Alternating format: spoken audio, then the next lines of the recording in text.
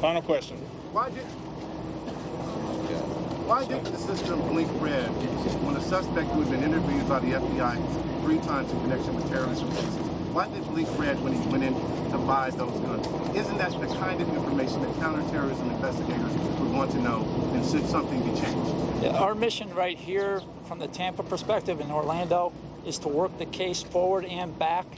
Headquarters is taking a look at the other incidents that you're referencing, and they're going to work those back and forward, and at one point we will meet. Right now we don't have the answers in Tampa to your questions, so we'll continue to move forward from June 12th forward and then do the historical as to who this individual was and learn as much about him as we can.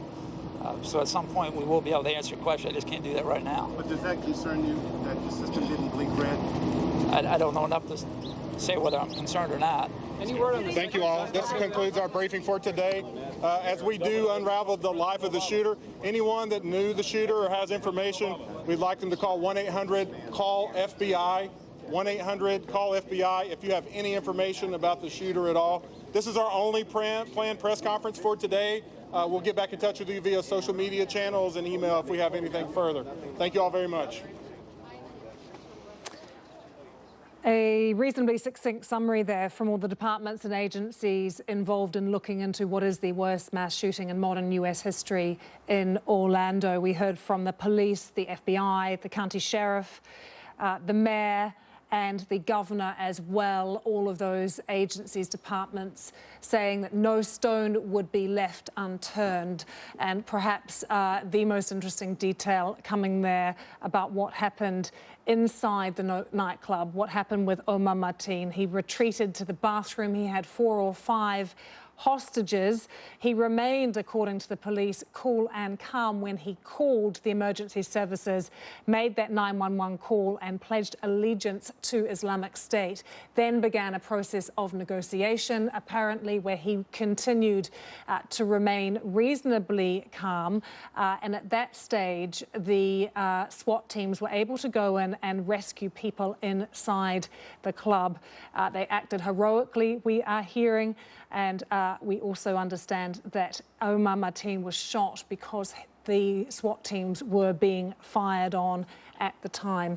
I think a key quote to leave you with from that press conference actually came from Buddy Dyer. Now, he is the mayor of Orlando.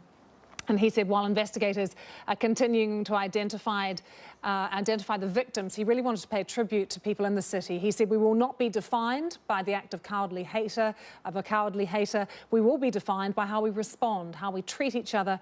And this community has already stepped up to do that. So calls for unity from not only the mayor, but also we heard from the governor as well, and lots of praise for the first responders and those who were on the scene very quickly in Orlando.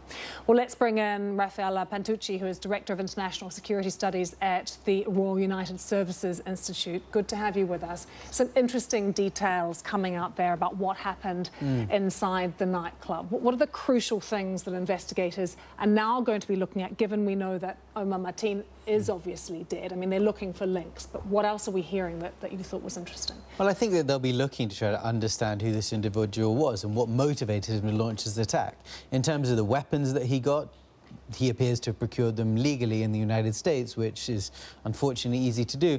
And so I don't think that's necessarily going to be an avenue of investigation. The questions are going to be, why did he choose to do this? And what was the process that brought him to this point? And were there other people he was in contact with? It seems as though his association with the so-called Islamic State seems quite loose, in the sense that he seems to have sort of pledged allegiance to them while he was already conducting this act. Now, maybe in digging through his social media history and online activity, they will discover other sort of expressions of fealty to the group, or other, maybe even contact with individuals online, but they'll want to dig into all of that and understand a little bit more his background and the process by which he ended up doing this heinous act. How much is this now a core part of Islamic State's propaganda, being able to influence attackers from afar? But I mean, this has been their approach for some time now. They've been shooting out this omnidirectional message where pretty much, you know, you launch an attack, you attack, kill people in these societies that are sort of fighting against us, use whatever means are at your disposal. Kill as many as you can. It doesn't really matter what the target is. You know, claim that you're linked to us, or say something about us, or show some display of a link to us, and that's ample for you to therefore become defined as sort of part of our bigger group. This tracks back to a statement that their leader, Mohammed al-Adnani, put out in September 2014, where he really laid out this very blood-curdling call, which was really just a call for anyone to do anything in any countries. And he specifically singled out France and America in that statement, but he also referred to a lot of other countries as well. And this is very much the kind of modus operandi that we're seeing the group is sort of pushing out. Because in a way it protects them, doesn't it? If no direct link is found, I mean, they're watching this social media sites, there's so much heavy surveillance, but if there's no direct link, this is a success. Well, from their perspective, it's, you know, this is a group that is trying to project a message and trying to project an identity. And the bigger that message is, the more menacing it is, and the more it sort of, you know, more horror it causes around the world, the more it feeds their narrative and strengthens them. And so from that perspective, it doesn't really matter if it's someone that they've been talking to or someone's in contact with them, or if it's someone who latches onto their ideology. From their perspective, it's getting their name out there and it's getting their ideology out there. And that's sort of enough to magnify them and make them appear stronger. And there still is so much to learn for investigators around the world in terms of how people like this are radicalised? Or do you think we're going to end up seeing this as a personal act of hate from someone who suffered from a mental illness, perhaps? Well, it's really difficult because every sort of data set you look at of individuals who are sort of radicalised to the point of violence, be it going to participate in a terrorist group, abroad in a sort of foreign country, or in terms of launching an attack like this, it's very difficult to draw any profile from them, you know. And so what you focus on is you focus on the process of how did they get to this place. And, you know, in looking at multiple cases, you do start to maybe uncover certain triggers. But the reality is that there really are people of all sorts who are drawn towards this. And now with the group having sort of projected out this vision that, you know, you can do an attack in advance of our cause and really have a very limited and tenuous link at best to the organization and still be considered part of the organization, it really can mean any sort of person with any sort of grievance or anger can express themselves in a form of violence and use the group's name. And from the group, that's enough in some ways to say, yep, this is part of what we're trying to do and what we're trying to advance. This is just so worrying, horrifying for people and for agencies around the world looking into this, because what you're saying is actually there's very little that can be done. I think at the end of the day, it is very difficult. The question is, in some ways, would an individual like this have done something like this in the absence of a group like the so-called Islamic State? And one suspects that in a lot of these cases, these individuals have other reasons, other grievances, and in some ways, this is the frame that they're using to express it, which to me says that these are people who are, you know, violent against society, and the sort of ideology that they're using is in many ways the most convenient hook that they can find around them.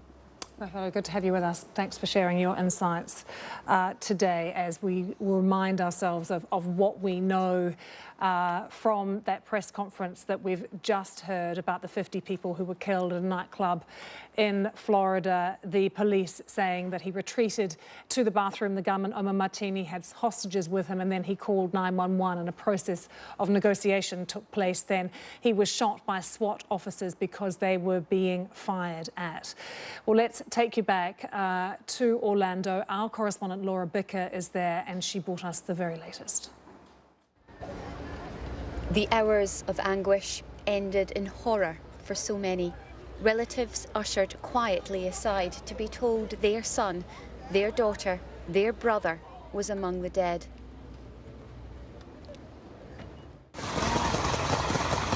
The sound of rapid gunfire coming from this popular gay nightclub will haunt this city. The attacker fired relentlessly. When police responded, he took hostages. Oh my God. There was a standoff for 3 hours before an armed response unit managed to get inside. When the shooting stopped, 50 people were left dead. 53 more were injured. You're sitting there having a great time at a club, and then you hear what sounds like fireworks or balloons popping, and you assume